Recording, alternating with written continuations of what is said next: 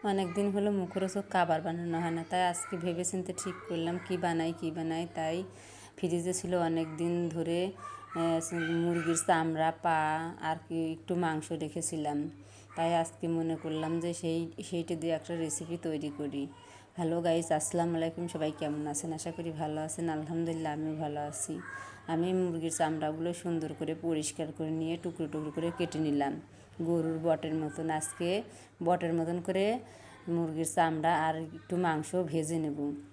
আমি প্রথমে টুকরো টুকরো কেটে তারপরে কিছু পেঁয়াজ কেটে নিলাম, তারপরে আদা রসুন সব মশলা তৈরি করে নিলাম। তারপরে আমি তেলের ভিতরে পেঁয়াজ দিয়ে একটু ভেজে নিলাম, একে সব মশলা দিয়ে দিলাম।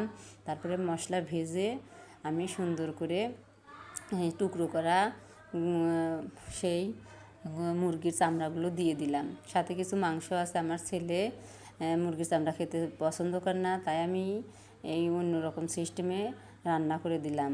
রান্নাটা মনে হচ্ছে খুব ভালোই হচ্ছে। আমার ছেলে বলতেছে আমি খাবো।